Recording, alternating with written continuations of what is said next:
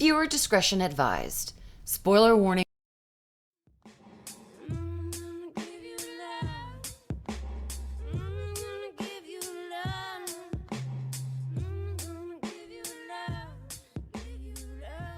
Hello everyone and welcome to my freak show. If you're new to my channel, I am Mary Girl Moody, author, mother, wife, theorist, and AHS lover. And if you're returning, welcome back to my freak show. I missed you all. Now, as usual, I will give you a brief synopsis of the episode, then review the cast, characters, and the episode in its entirety. And I'll also talk about what I loved and hated in this episode. And of course, this video is brought to you by me.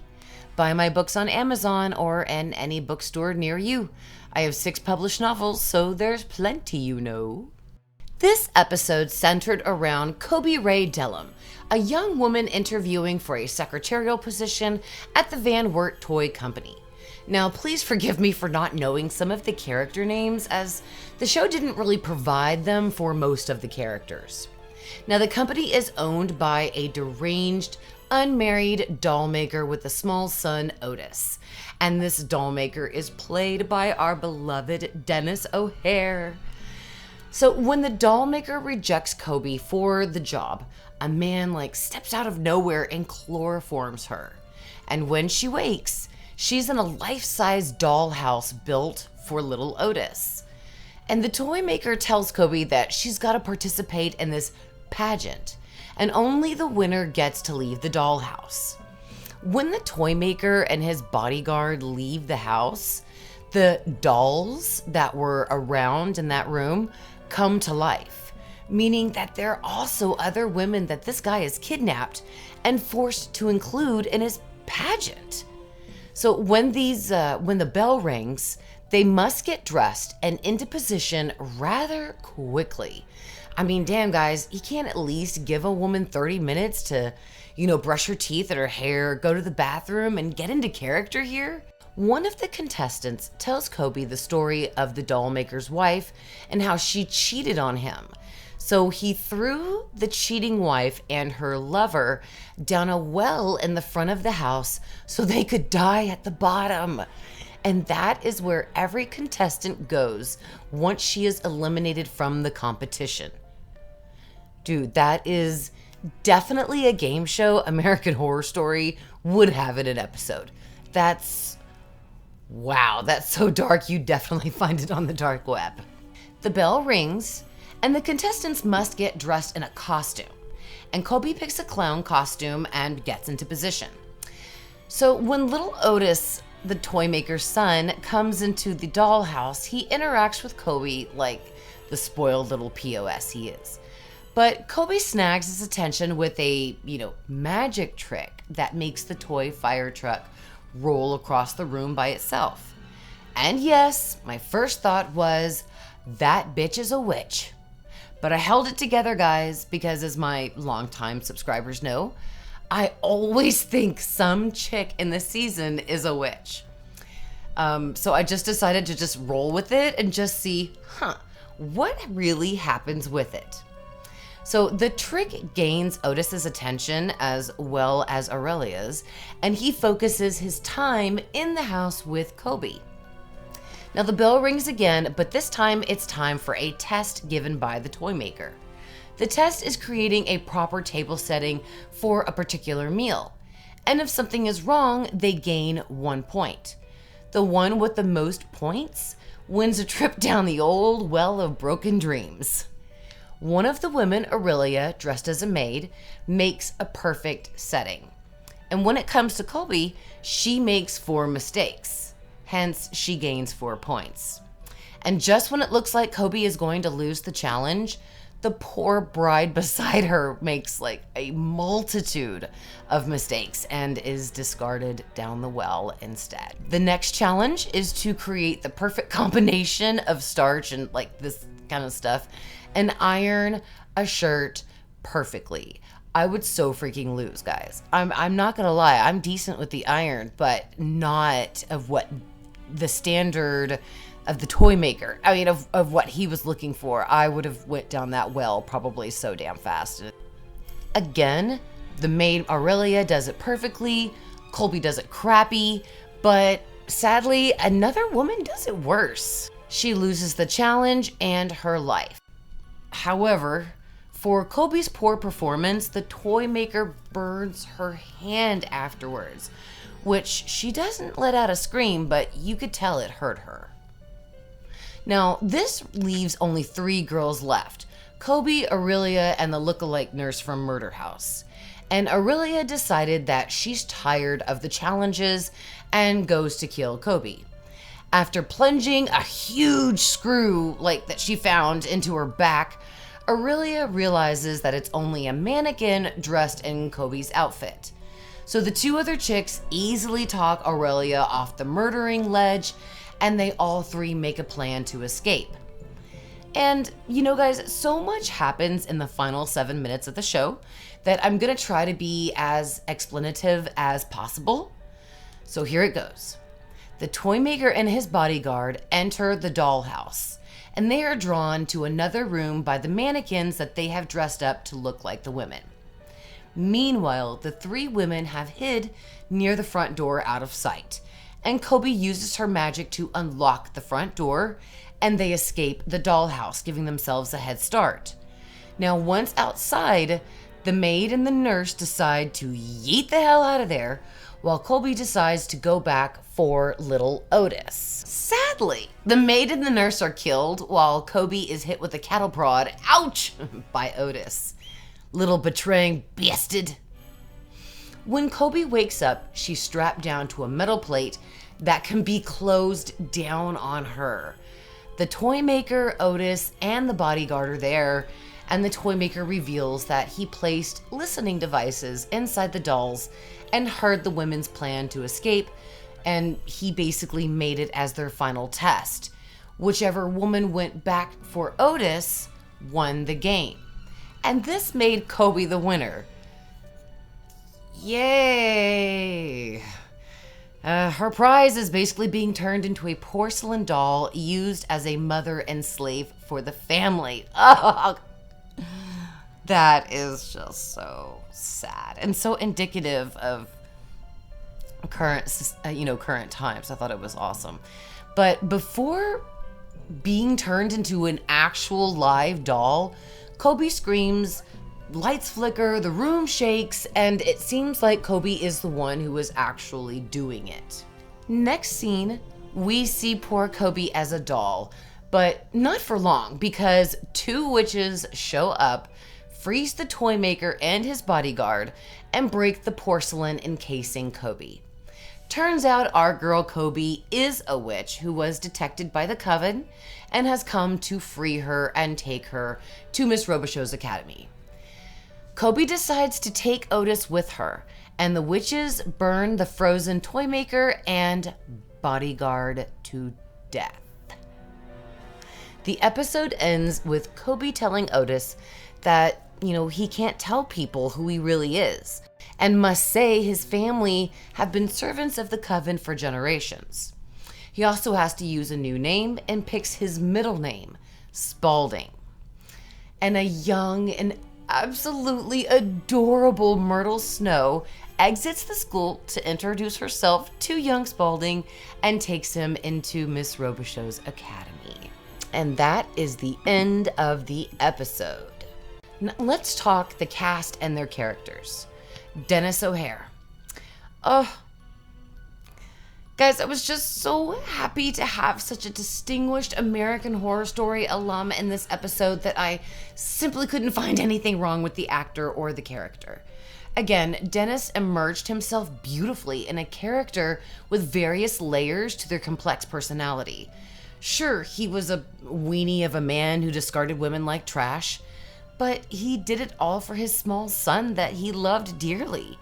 Killers with some form of humanity is fascinating to me, and in my opinion, for such a short episode, Manny Cotto did pretty well with this character. Christine Froseth. This young lady has dozens of acting credits, and it showed. I enjoyed her performance as Colby. Christine was a breath of fresh air we haven't had since Sarah Paulson in Asylum. And Colby definitely gave me Lana Winters vibe, especially when the episode began with Colby fixing herself up and getting out of her car for the interview, which is exactly what Lana did in the pilot episode of Asylum. I think she did a fabulous job at the whole wide-eyed, innocent young girl next door vibe. I highly enjoyed her as the main character, and I thought she did a great job carrying the episode. Houston Jack's toe. This guy was little Spalding, and he was so awesome.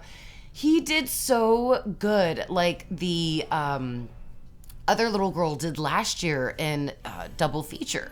He was just an emotionally unstable little boy due to the choices made by his parents. Or maybe perhaps it was in his nature. Regardless, I think the young man did a great job as little Spalding. I loved his lack of empathy, his vernacular, and the spine-chilling stares. I mean, the kid definitely nailed Spalding as who he was later in life as a character in Coven. And for such a young kid, he sure was advanced and evil. So I highly enjoyed little Spalding's character. Abby Corrigan. Now guys, please don't get mad at me, but I haven't seen Castle Rock yet, and Abby is a renowned actress and director, and it was an absolute honor just to have her play a small role in AHStories. Her character was malicious, and her only goal was on her for survival. Aside from that, we didn't get much on her character, but what we did get, I definitely enjoyed. She was one great backstabber, literally. What I loved. I loved it when the dolls came to life when Colby was trying to escape the dollhouse right after the toy maker first left her. I wondered if they were going to, like in some way be real in the beginning of the scene, but I forced myself to kind of stop analyzing the episode on the first viewing and just let myself enjoy it. Such as when Colby expressed signs of being a witch. I wasn't searching for evidence for a theory. I simply enjoyed what the show presented to me. And then it was when I went back to watch it again that I ripped it apart and tried to catch every single thing worth mentioning in the video. Plus, I also love the episode's connection to Coven and other seasons, such as the toy maker's bodyguard couldn't speak because he had no tongue. That was a nod to future Spalding where he cuts out his own tongue. I loved it. Colby picking out the clown suit made me feel like the show was trying to touch on the humanity behind the mask the way Freak Show did, and it really reminded me so much of Moira from Murder House, as well as the Dollhouse itself. Such murdery vibes in that beautiful, elaborate house. While everyone wore masks and costumes, especially one being a clown, I really felt like I was back in Cult for an episode, definitely. And the women lived in a bedroom that looked like a cheap witchy Chanel lived there. I mean, was I wrong? That's the first thing I thought of when I saw that. I highly enjoyed that this was an origin episode of a beloved character with little screen time in a previous season. I hoped for this kind of content in the first season of American Horror Stories, but when we went back to Murder House 3 times in a 7-episode season last year, I lost hope. So this year, I didn't have much hope for individual standout episodes like Drive-In, Ball, or Feral, or even origin stories to characters featured in previous seasons. But guys, based on this episode, now I finally do have high hopes for the rest of the season. Here's what I didn't like. I wish some parts were cut out to make way for other topics. Perhaps maybe cut out the contestants and focus on why young Spalding thought it was okay for his dad to kidnap women and kill the ones that he didn't like. Maybe we could explore what made Spalding so complacent in the pageant, other than, like his demented dad. I feel like Spalding craved a mother's love, and it would have been awesome to see just a bit more of the relationship between Spalding and his mother before she died. Maybe even a bit more time of how little Spalding, how his thoughts were on every woman in the house, possibly. I didn't like the fact that the women didn't think about fighting back until 3 of them were left in the pageant. When Colby got to the house, there was 5 of them. It is all about numbers, and 5 against 2 meant their odds of success were pretty good. And I just didn't like that the show followed the whole women are helpless and danger trope, despite the time period. However, I understand that for the storyline, it absolutely provided it, so that way it would have a reason for the women to stay in the house. I really hate that trope. Now, why did Aurelia the maid try to kill Kobe when she should have saved that shiv for the next time that the toy maker came inside the dollhouse? You would think her first thought at finding a weapon is, oh hell yeah, I have a weapon, I can escape. But instead it was, oh, let's shake the new girl. I mean, her priorities were so messy and scattered, it's no wonder she got killed. As far as my overall review of the episode, I highly enjoyed it. It wasn't necessarily jump scare scary, but it had an incredible tension at many parts. We got an origin story on a well-known character with little screen time. And once you truly think about it, the concept of the pageant, the contestants, that is dark AF, while the sets, the lighting, and the attitude of the toy maker remain perky and upbeat. So during the third viewing of the episode, I felt extreme dread at Kobe and the lady's situation of being held hostage of a man who kills the one who fails the tests. The final minutes had so many twists, but it wasn't confusing. I loved how the show hid Spalding's identity at first, and then in the final moments, it all came together quite nicely. When the credits aired, I wasn't left thinking, that was it? Instead, I thought, oh my God, Debbie was so right, and I love it. In case you guys don't realize, I talked about this theory in the weekly Wednesday live stream last week. Debbie Ebby had this wonderful theory that this episode would focus on the origin story of young Spalding, and she was accurate. So, Debbie, I now hail to you as the queen of all theories, my darling. Oh my God, Danny predicted cult and you predicted this episode. I love it. I love the fun, the theories, and everything that we're having for this season before season 11 comes out. As far as ratings, I give this episode a 9 for its Coven connection, dark storyline, great actors, witches, and Little Myrtle. Oh, Little Myrtle was probably the best piece of the episode.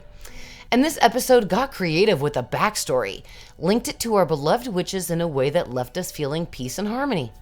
Where I felt sick with Murder House last year, this year I feel much better with the opening episode. American Horror Stories is back, baby. Now, what do you rate this episode? Let me know your thoughts and opinions in the comments. And if you're still hungry after this episode review, you can snack on my AHS theory videos. I have over 40 videos, so there's plenty to snack on. And YouTube is actually loving my channel now, thanks to y'all, because y'all continually hit the like button. So please hit the like button if you want, subscribe if you want to, and of course, till next week, thank you all so much for watching, and beware of our girl, Sexy Scathitch.